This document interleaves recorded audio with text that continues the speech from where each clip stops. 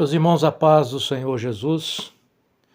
Hoje nós vamos continuar falando sobre a Mariologia e vamos abordar a questão do dogma da virgindade perpétua de Maria. O texto bíblico que nós vamos ler, Mateus capítulo 1, versículo 23, diz assim: Vejam, a virgem ficará grávida, ela dará à luz a um filho e o chamarão Emanuel, que significa Deus conosco. E quando José acordou, fez o que o anjo do Senhor lhe havia ordenado e recebeu Maria como esposa. No entanto, não teve relações com ela até o menino nascer, e ele lhe deu o nome Jesus. Bom, meus irmãos, o dogma da virgindade perpétua de Maria foi proclamado no século VII, no Sínodo de Latrão, pelo Papa Martinho I. Padre Júlio Caparini, fazendo um comentário sobre a questão do dogma, diz o seguinte, abre aspas: no verdadeiro desenvolvimento do dogma, nada se inventa, tudo se descobre, fecha aspas. Os dogmas da maternidade e virgindade foram declarados no Oriente nos primeiros séculos. Esses dogmas foram declarados por decisões conciliares com o propósito de refutar heresias que existiam dentro da Igreja. Portanto, a Igreja buscou basear esses dogmas nos textos bíblicos e aceitos por toda a Igreja, de forma em contexto geral. Bom, a questão da virgindade de Maria é compreendida no contexto evangélico como virgem até que a criança tenha nascido, tendo a partir daí, então, José e Maria um relacionamento marital que veio gerar outros filhos, que são apresentados em alguns textos como irmãos de Jesus. No entanto, para o catolicismo, esses irmãos, eles eram primos de Jesus, e isso leva às discussões teológicas que ainda mantêm as duas posições em divergências. Portanto, para manter a ideia da virgindade perpétua, a Igreja teve que dar explicações sobre os diversos textos que tratam dos filhos de José. Para alguns, dos filhos de José. Para alguns, o termo irmão deveria, na verdade, ser entendido como primos. No entanto, isso acaba sendo um problema quando o texto grego ele tem palavras distintas para se referir a irmãos e a primos. No texto grego, a palavra usada para irmão é adelphos, para primos é anepsios. Outro grande problema é que a Igreja Católica entende que a Maria continua virgem mesmo durante o parto. Mesmo que esse dogma foi decretado, fundamentado na Bíblia, é estranho que a Bíblia não dá, na verdade, ou seja, a Bíblia acaba dando margem para se pensar exatamente o contrário daquilo que é ensinado nesse sentido pela Igreja Católica, que buscou fundamentar seus dogmas, esses dogmas, a partir do texto bíblico. A Bíblia, na verdade, ela nada fala sobre a virgindade durante o parto. Também é de se estranhar que a Bíblia não se refere a Maria como virgem depois do parto. Nós lemos um texto bíblico para iniciarmos aqui, onde a palavra virgem aqui aplicado para Maria antes do parto. Então, depois do parto, sempre que Maria é citada como a Maria, mãe de Jesus, ou em alguns trechos, como entende alguns, mãe de Tiago e José. Nunca como virgem, nunca como a virgem. A Bíblia, em Mateus 1,25, aparece assim, dessa seguinte forma: contudo, é o que nós lemos aqui, usando uma outra versão, diz assim: contudo, não coabitou com ela, enquanto ela não teve ou não deu à luz o filho primogênito. Ainda em algumas versões aparece a expressão primogênito. E José lhe colocou o nome de Jesus. Outras versões vai aparecer que José não conheceu Maria até que ela viesse dar à luz seu filho. Num debate sobre o assunto da virgindade de Maria, um determinado padre afirmou que esse termo conhecer era porque José não tinha visto Maria nua e ele só veio conhecer a nudez de Maria no parto, quando ela estava dando à luz. Claro que é forçar muito o texto esse tipo de aplicação. Algumas versões católicas trazem da seguinte maneira: sem ter relação com ela, Maria deu à luz a um filho, ou seja, sem que José tivesse relação com a Maria, ou seja, relação sexual com Maria, Maria deu à luz a um filho. A grande questão é que o termo até que estabelece um limite, ficando claro que a intenção do autor não era falar da virgindade perpétua de Maria, mas estabelecer que José não teve nenhuma relação sexual com Maria antes do parto. E esse limite que o autor coloca pode ser compreendido que, a partir desse limite, então, José, como marido de Maria, teria tido uma vida normal com Maria. Lançando mão de algumas informações extra-bíblicas, nós temos a fala de Flávio Joséfo, que é um judeu do primeiro século, portanto contemporâneo ali de Cristo, e ele, ao citar a respeito de Tiago, ele fala que chama Tiago de irmão de Jesus. Nota que mesmo Flávio Joséfo, conhecendo muito bem a língua grega, ele utiliza a expressão chamando Tiago de irmão de Jesus, da mesma maneira que é apresentado no texto bíblico. É encontrado também na arqueologia um ossuário de Tiago, de um tal de Tiago, filho de José, irmão de Jesus. E esse ossuário ele foi datado do ano 63 depois de Cristo. Bom, é interessante que a própria tradição da igreja apresenta justamente esse ano para a morte do Tiago, irmão do Senhor. Também nós temos uma informação muito importante de Egesino, de 110 a 180, que diz o seguinte: Jesus, irmão do Senhor, segundo a carne. Ou seja, ele faz uma afirmação de que Tiago era irmão do Senhor, ou irmão de Jesus, segundo a carne. Apesar de todas essas dificuldades, o magistério da Igreja aceitou o dogma da virgindade perpétua de Maria.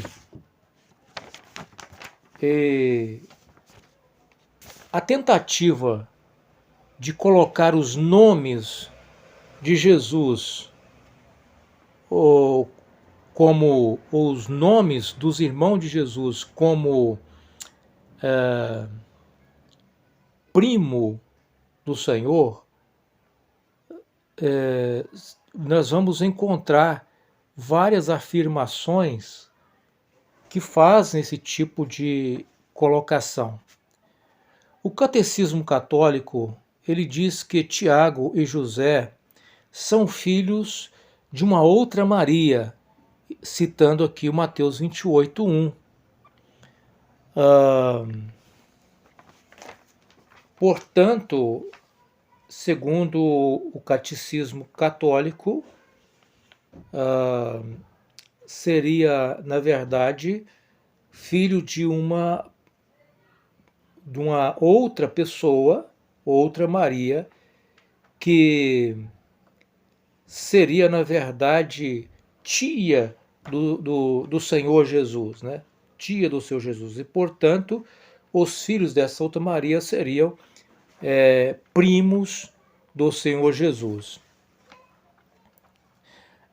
A irmã, e essa outra Maria seria, na verdade, irmã da sua mãe, ou o que poderia ser a Maria de Cleófas.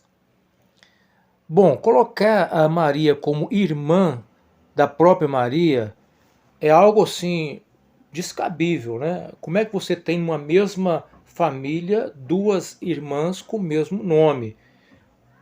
Hoje, nos dias de hoje, na nossa cultura, isso é possível, dado a ideia de que, ou o costume de colocar um sobrenome para diferenciar. Mas não era assim que acontecia naquele contexto, daquela época, daquela cultura. Portanto, era impossível encontrar duas irmãs chamadas Maria de uma mesma família. O padre, alguns outros padres dão algumas explicações dizendo que, na verdade, o que João queria mostrar, e na visão de alguns padres, João mostra isso de maneira clara, é que Maria tinha uma irmã que era Maria, esposa de Cleófas, que o outro evangelho apresenta como esposa de Alfeu. E para resolver esse problema, eles dão algumas possíveis explicações. Uma de que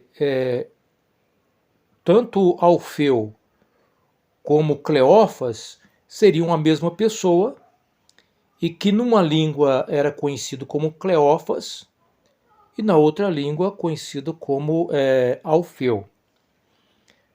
Isso também acaba sendo algo difícil de se comprovar, né? A outra possibilidade apresentada também é que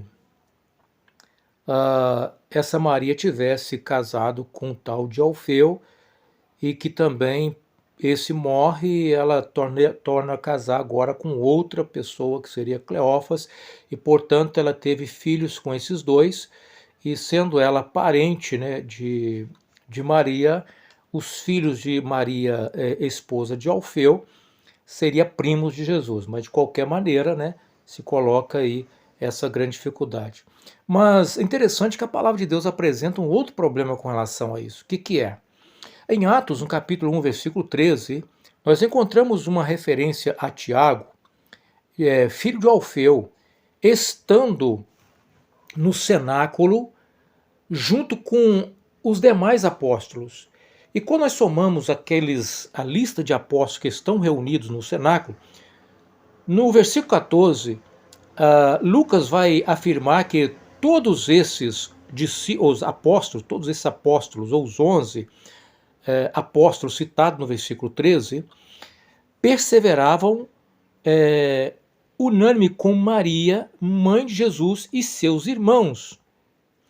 Ou seja, os irmãos de Jesus que são apresentados na Bíblia é citado aqui por Lucas, no primeiro capítulo de Atos, como estando separado da lista daqueles que a Igreja Católica tenta colocar como irmãos do Senhor e que estaria ali presente na lista dos apóstolos, o que acaba sendo um problema. Bom, uma explicação possível para isso seria que aqui estivesse fazendo referência aos outros irmãos de Jesus que não faziam parte do colégio apostólico. No entanto, toda vez que a lista dos apóstolos aparecem na Bíblia, nunca aparece Tiago como irmão de Jesus, e sempre como Tiago de Alfeu, sempre como filho de Alfeu. Mas quando é citado Tiago fora dessa lista de apóstolos, a Bíblia apresenta como irmão do Senhor ou filhos de Maria. Não faz nenhuma referência a Alfeu. O que seria, assim, algo estranho. Bom,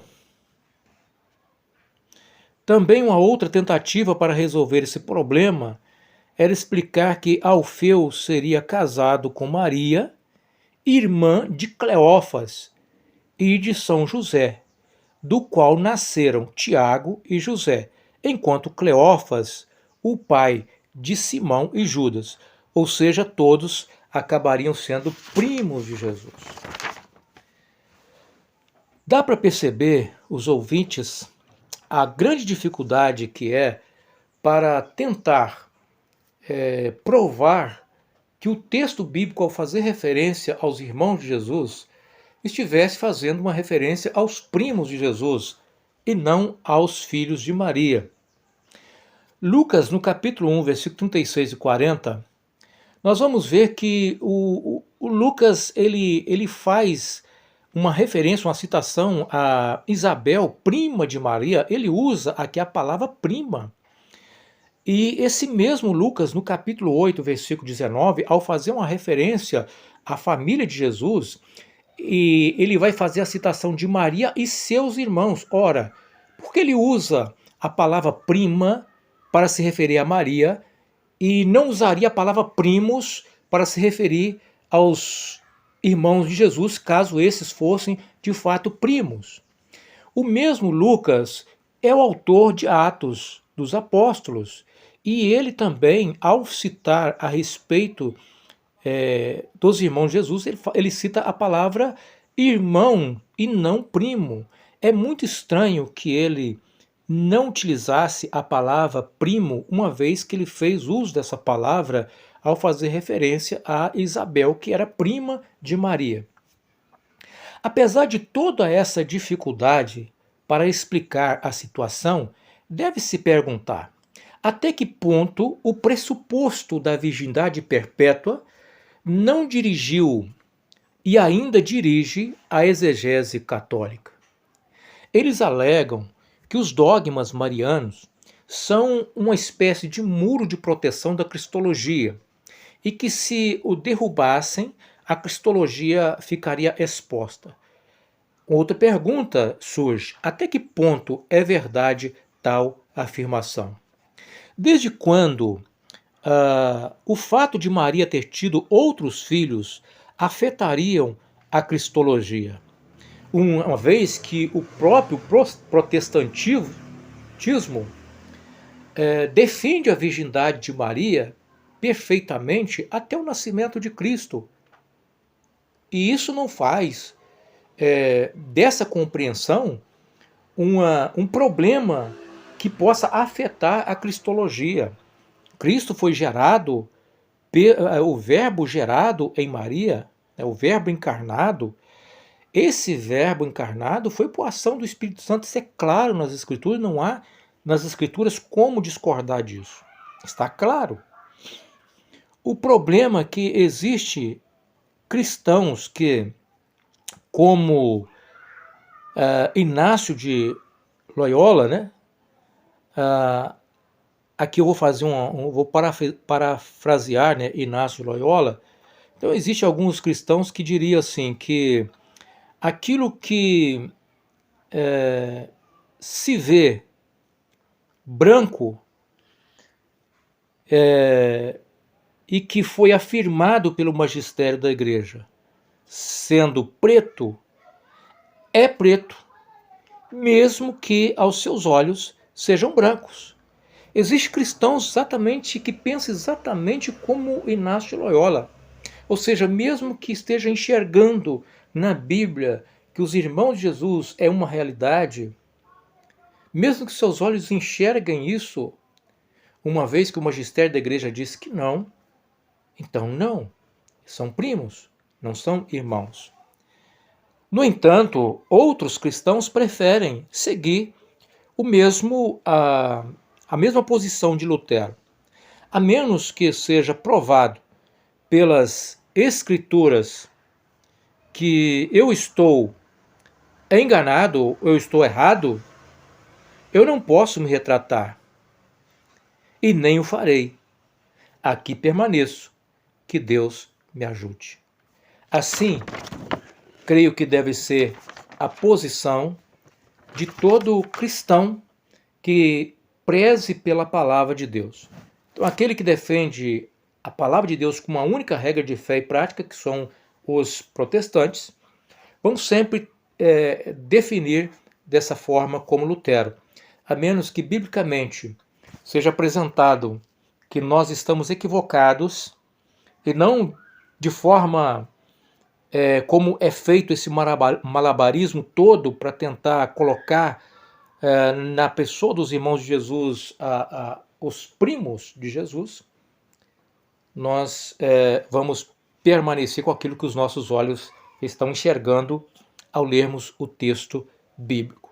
Portanto, que Deus assim nos abençoe nessa reflexão a respeito desse segundo dogma, o dogma da virgindade perpétua de Maria, que segundo a teologia católica foi baseado no texto bíblico, mas nós percebemos que não há uma clareza com relação a isso.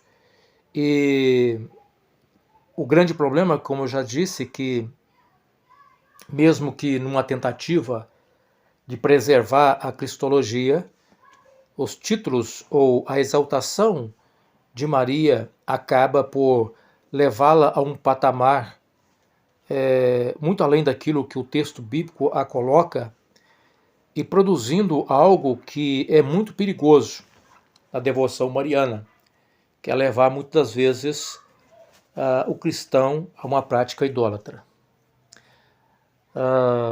Então, portanto, o propósito aqui é trazer essa reflexão e por que nós discordamos biblicamente dessas explicações na teologia católica com relação à Mariologia. Que Deus abençoe a todos. Até o próximo vídeo. E aí falaremos nos 2 vídeos posteriores sobre os 2 últimos dogmas marianos e que não são baseados, ao contrário desses, né, que procuraram basear nas escrituras. Os 2 últimos foram baseados unicamente pela tradição. Então nós vamos falar isso mais para frente. Que Deus abençoe a todos.